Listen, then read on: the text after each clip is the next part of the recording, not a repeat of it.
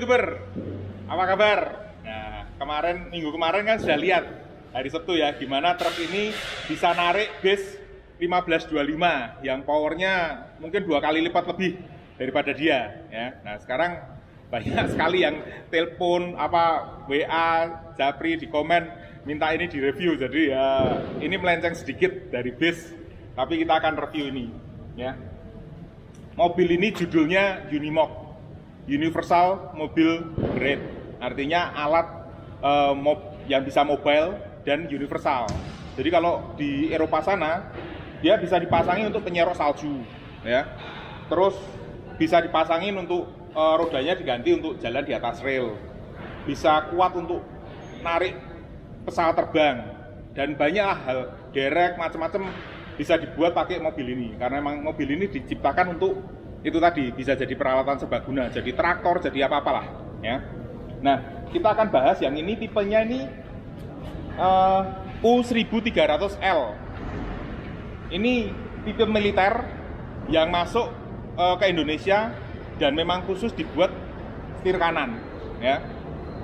Kalau di suratnya ini buatan tahun 1982. Jadi kita akan lihat keliling dulu luar bodinya seperti apa ya kan, nanti kompartemen mesin, lalu kita akan lihat dalamnya ya. Oke, langsung aja ya.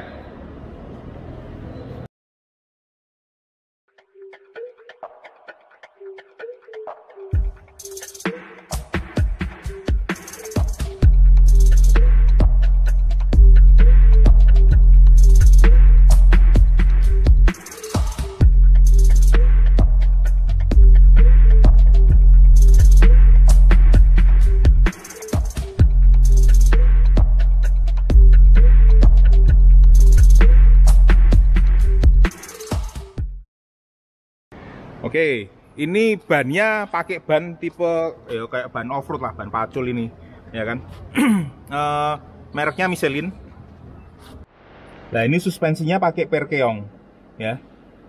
Jadi bukan pakai per daun lagi. Jadi dia lebih fleksibel, mungkin jarak travel suspensinya lebih jauh, ya. Lewat ke sini, ini mukanya ya kayak gini, standar. Kayak truk militer, nggak ada yang terlalu istimewa sih. Emang mereka kan lebih mengutamakan fungsi. Lampunya ada di dalam sini, dipagari sama seperti ini. Saya nggak tahu ini buatan atau asli. Dan di sini bisa dipasangi ada semacam PTO harusnya. Kita lihat di sini tapi nggak ada. Ya, ini bisa ada PTO-nya untuk winch. Jadi kalau perlu untuk derek-derek atau apa, mereka bisa. Ya, ini yang kemarin untuk derek juga. Nah, di samping sini sebelah kanan ada snorkelnya, ya. Jadi ini nanti nyambung ke ruang mesin, filter udara ke sini sehingga dia ngambilnya udara dari atas. Sehingga mobil ini diharapkan kalau nyebrang sungai yang sampai sedalam ini itu tetap bisa jalan karena dia dapat suplai udara dari atas, ya. Ini aki di sini, kayaknya kalau ngelihat dari bekasnya ini harusnya ada tutupnya lagi. Tapi sudah nggak ada dan ini dipasangin kuncian seperti ini untuk kuncian akinya. Tangki bensin, ban belakang juga sama, suspensinya pakai perkeong. Dan yang unik ini, nah ini dilihat di sini lebih jelas. Ini as rodanya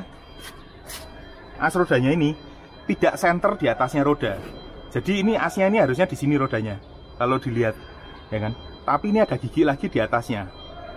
Itu memang dibuat seperti ini supaya apa? Dia mempunyai ground clearance yang tinggi. Jadi kalau ada batu besar atau apa dia masih bisa lewat, bisa manjat juga, ya. Dan ini seperti yang dilihat di sini. Nah, ini baknya ini juga di tengah dia supaya bisa lebih ya bisa goyang-goyang gini. Dan bak ini bukan buatan karoseri ya, jadi ini asli dari Jerman. Kita caranya ngerti ini komponen Mercy atau enggak itu gampang. Kalau komponen Mercy nih, ini pasti ada lambang bintangnya, terus dia ada nomor serinya ya.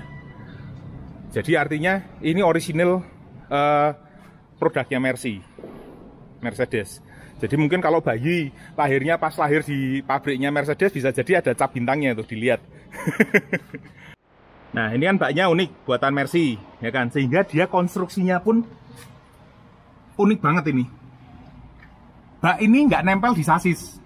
Jadi dia bisa fleksibel, goyang juga. Ini ada satu tumpuannya. Terus ke belakang ini dia ada kayak modelnya V gini, ya, nopang ke belakang. Nih, sambungannya ke sini. Nggak terlalu kelihatan di baliknya sini. Ini besinya yang ini. Dia sambungannya ke belakangnya sini. Itu. Lalu di sana juga ditopang lagi, ya. Jadi bisa fleksibel. Ininya fleksibel. Baknya sendiri fleksibel. Nah, kemudian transmisi dari mesin biasanya kan langsung ada yang namanya rotok babi, ya toh? Tapi di sini enggak. Dia mesin keluar rotok babinya aneh gitu, langsung masuk ke transmisi ini. Karena mobil ini punya transmisi 8 mundur, 8 maju, ya. Dia bener-bener kayak apa? Apa ya? Terkapa saya juga nggak tahu, ya. Terus ini dongkrak kabinnya. Jadi ini nek didongkrak, itu ada kayak shockbreaker itu. Ini di sini. Dia akan naik ke sini, dongkrak ini, lalu kabinnya akan terjungkit gini. Engselnya ada di sini. Nah, tapi karena ini lampunya pecah, lalu orang saya terlalu kreatif dikasih lampu ini. Ini nggak bisa, nek maju nobrok dia, ya. Jadi itulah kreativitasnya kita, kadang-kadang lupa fungsi awalnya. Tapi nggak apa-apa, yang penting sekarang fungsional. Oke, itu. Nah, sekarang kita akan lihat kompartemen mesin, ya.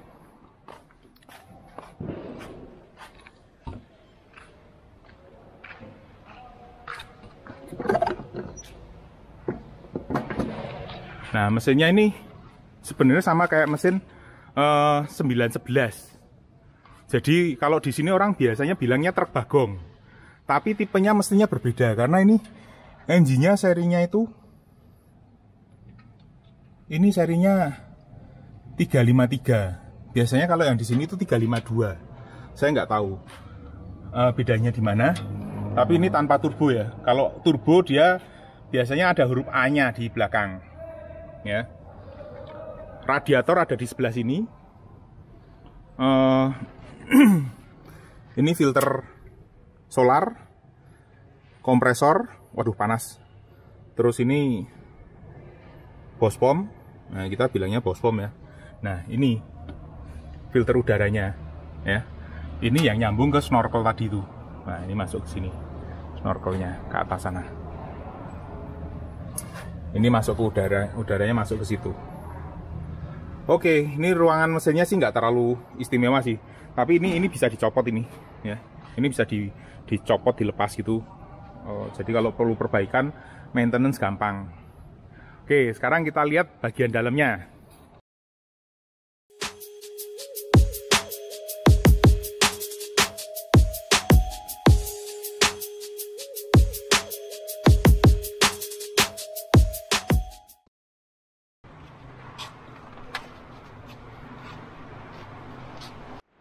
Nah, ini tipikal orang Jerman.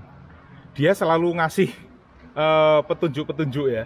Bahkan sampai diterjemahkan. Wah, ini nih dulu bekasnya apa ini? Anda bisa lihat.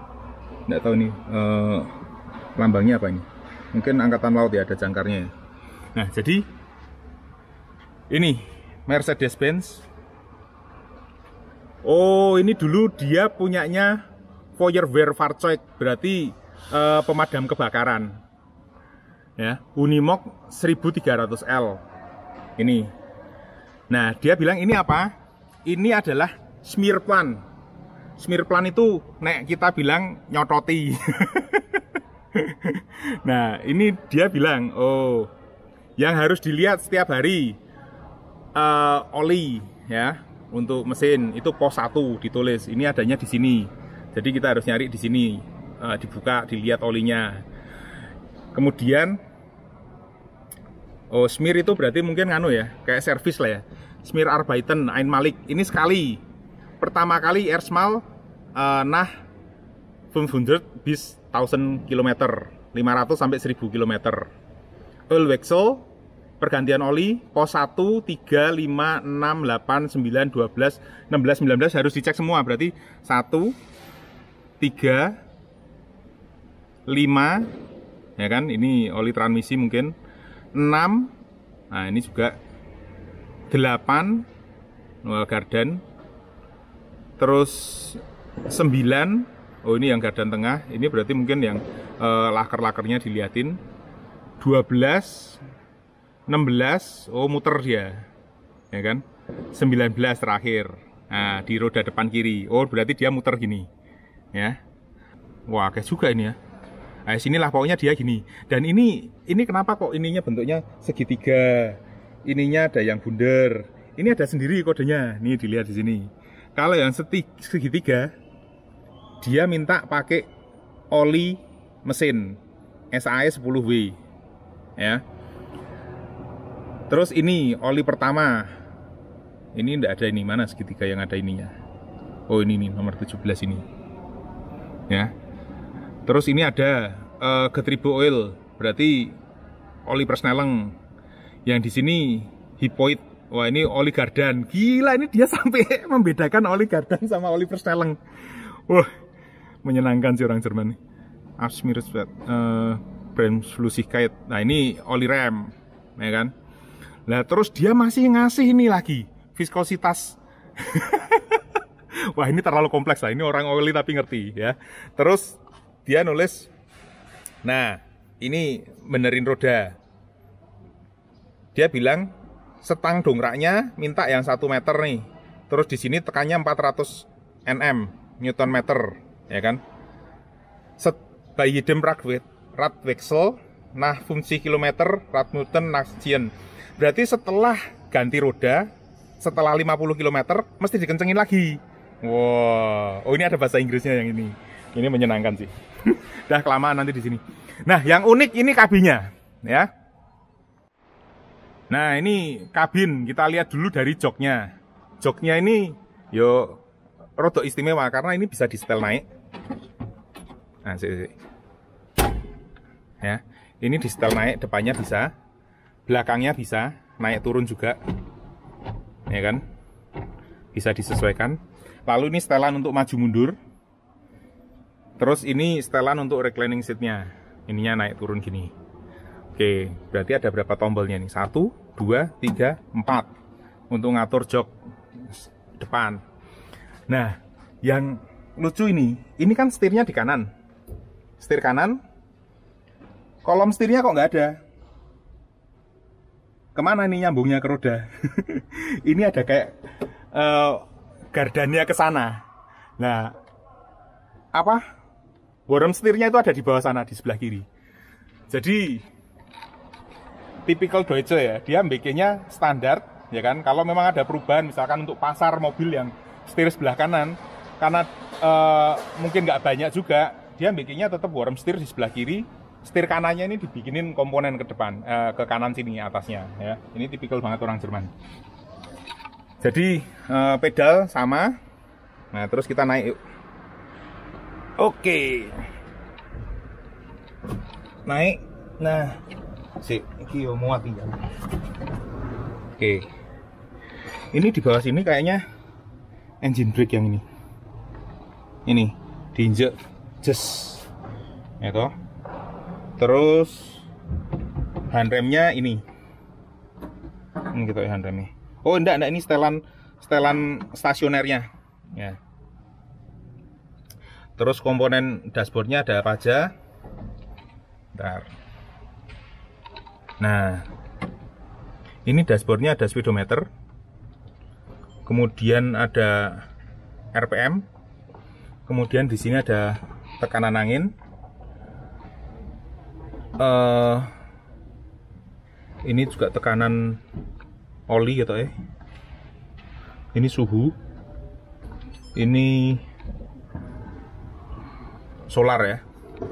Terus di sini nih. Nah, Ini ada beberapa komponen. Ini mestinya 4 WD-nya ini. Ini berarti 4H gear besar. Ini 4H gear kecil.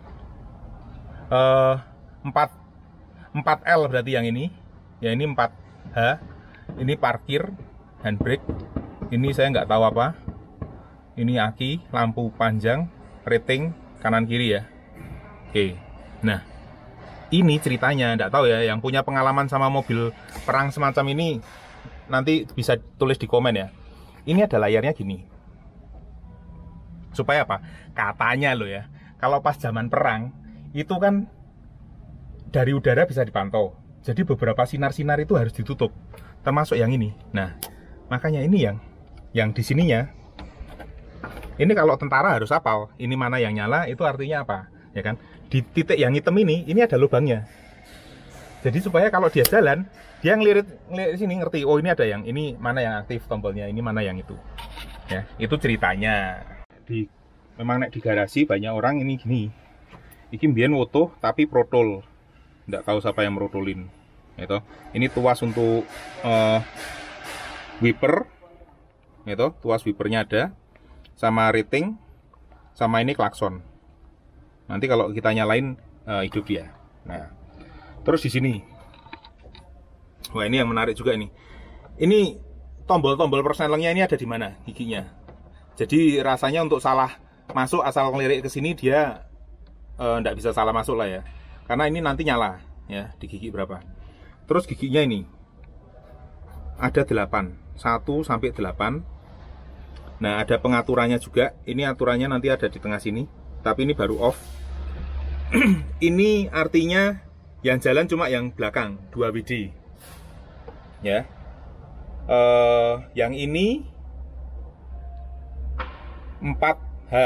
Jadi dia 4 wheel drive tapi bisa roda kenceng.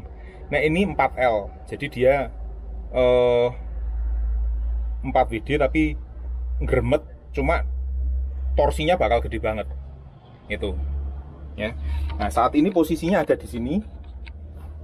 Tuasnya ini berarti ini 2 WD. Posisinya sekarang ada pada 2 WD. Nah, ini tuas untuk maju mundur. Kalau maju gini ya maju. Kalau mundur gini berarti kebalik semua, reverse. Berarti kita bisa jalan mundur dengan 8 persneleng. Oke. Ini tuas persnelengnya ada sampai 8. Oke. Wis kemringet iki. Ini AC lah ya, tuas AC ya. Ini lucu juga AC-nya nek bentuk ulir gini, dia udah nggak perlu dibuat kanan kiri nutup atas bawah. Ini kan otomatis mau ke atas, ini ulirnya diatasin, arahin ke sana dikit, ke kiri, ya kan. Mau ke kanan, ya gini, ngulir ke kanan. Desain Jerman tuh bagus banget. Kayak gini kadang-kadang dia bisa mikir yang kita nggak kepikir, makanya jadi mahal. Oke, terus kabin-kabin nggak ada yang istimewa lah ya. Nah, cuma ini, kalau yang versi militer pasti ada ininya. Kita buka ya. Nah, ini biasanya yang versi militer mesti ada ini. Kita buat naruh mesin gun di sini, keren ya kita. Buat kampanye ya cocok banget ini. Kalau yang nggak militer kayaknya nggak ada. Karena setahu saya yang seri 1017 itu sama kayak yang di sini 917 truk tepak itu atau yang pesek itu kayak dereknya kita itu yang versi umum nggak ada ininya. Tapi yang 1017 ada seperti ininya. Ya, saya nggak tahu ini lubang ini namanya apa. Yang tahu tolong di komen ya, biar kita berbagi pengetahuan. Jadi saya ngoceh gini, ini dulu dapatnya dari bakulnya ini sebelumnya. Bukan saya tahu semuanya, enggak. Ini dari bakulnya yang sebelumnya. Jadi kalau Anda tahu sesuatu tentang Unimog ini yang U1300, tolong di komen supaya saya tambah pengetahuan dan teman-teman yang nonton ini juga ada dapat pengetahuan lebih.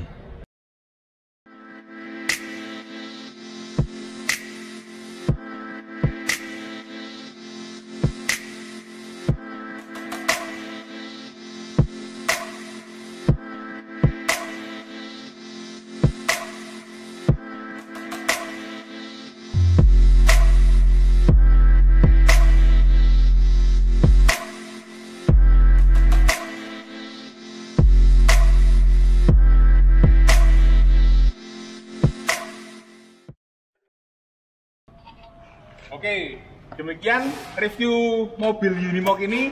Yang mau ngasih penawaran bisa nanti kontak Pak Jajang ya, ada deskripsinya di bawah. Oke, terima kasih. Tetap semangat, tetap sehat, dan yang paling penting tetap hidup.